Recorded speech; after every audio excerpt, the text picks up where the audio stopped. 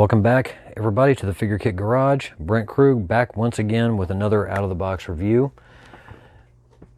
This piece, I guess you could say I've been waiting 18 years for. And not just because it's a Grail kit that I've been chasing for that amount of time. It's because it's a piece that, up until now, I don't think I've seen anyone do. Back in 2002, the first big screen adaptation of Spider-Man was released in theaters, and I distinctly remember a lot of people wondering who the villain was going to be, who was going to play the villain. And to my surprise, Willem Dafoe was cast as Norman Osborn, also known as the Green Goblin. And after hearing that, I was hoping they were going to be as faithful as possible to not just the way the character acted, but also the look of the Goblin character himself. Sadly, they decided to opt for a 580-piece suit that Willem Dafoe wore during the film, that instead of making him look like the Goblin that everybody knows and loves from the comics, to me he looked more like an armored G.I. Joe figure. And I was really disappointed. The Spider-Man outfit looked fantastic, but the Green Goblin character to this day to me is probably the most cringeworthy part of that movie. But thanks to a sculptor by the name of Paul Lee in England, finally somebody has done a bust, a what-if bust, if you will. What would Willem Dafoe would have looked like had they used prosthetic makeup effects instead of the armored suit? Now, Studio ADI back at that time had done an animatronic mask that was deemed too scary for the film. So with that, I'm going to bring in this bust of Willem Dafoe as the Green Goblin, the way I believe he should have looked. This is a one-piece kit, 5.9 inches tall, all hand sculpted by Mr. Lee. Goes for $62 plus $15 from the UK. And he arrived in the mail this past Thursday. But I am absolutely thrilled to finally see this for real. And I wound up throwing some Stynylrez olive green primer on it to bring out the detail a little more, because the white resin was just kind of too glaring on camera. But you look at it, you can tell that that's Willem Dafoe. Hands down, that likeness is rock solid perfect.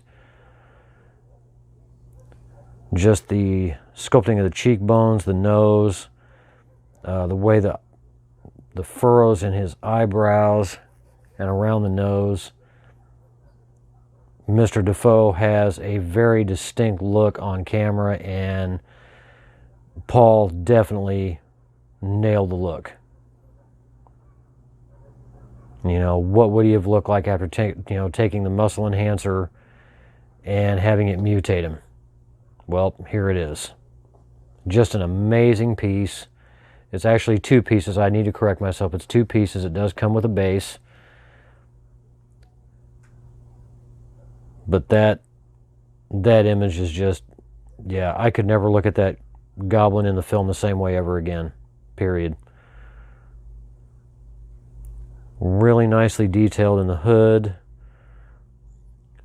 Leather stitching all the way down. All the way around the back. Just really creative in doing this. Make him look like the comic book Green Goblin, but in a more practical way. Nicely sculpted detail in the goggles. A little nose piece. The strapping and the buckle on both sides. Wraps all the way around the back of the head. And the ear detail, this definitely screams living version of the Green Goblin. I love this. As soon as I saw the post on Facebook from Paul, I messaged him pretty much immediately and told him I was interested. It's all smooth texture. There's no cloth texture, so pretty much rendering this cloth or even leather. You know, the sky's the limit. I think I'm going to probably render this as a type of leather. A lot of stippling and minor dry brushing to bring out the details, but this thing is absolutely perfect in the way it looks.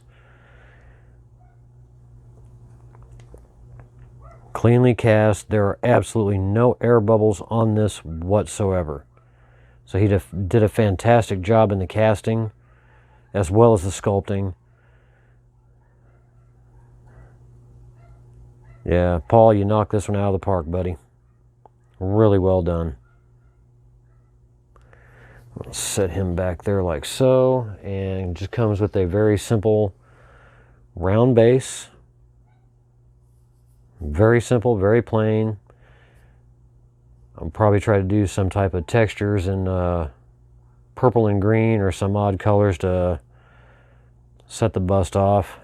Sorry about the camera flare. Really nicely done.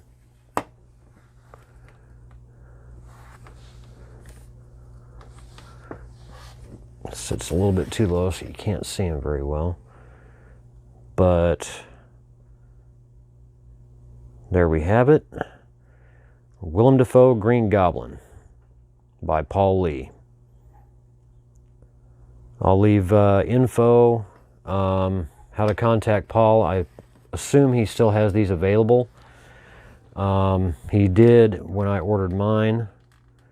I'm not sure how popular this piece has become. I would hope that it would be really popular, because I'm sure there's still a lot of people out there that wish that he would have looked like this. Paul's done quite a few other pieces, animation style, Marvel characters. He did a bust of the Vulture. This is a few years ago. I'm not sure if that one's still available. But his Vulture looked really good, based on the classic classic comic look, done in a more realistic form, and it looked fantastic.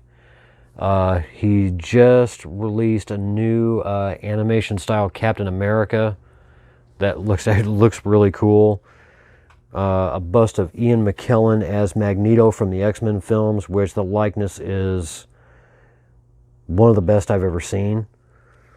Excuse me. And quite a few other pieces along the Lizard, one of Spider-Man's nemesis.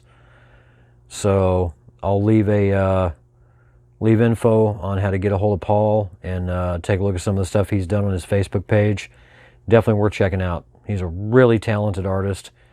If you're a fan of the Goblin or a fan of the Spider-Man film, and this is something you would have loved to have seen back then, 18 years ago. God, I can't believe it's been that long. Then this bust is definitely something you want in your collection, and I'm glad I picked it up. So that is it for this review of the Dafoe Green Goblin. I want to wish everybody a wonderful evening. Stay healthy, stay safe, build a kit.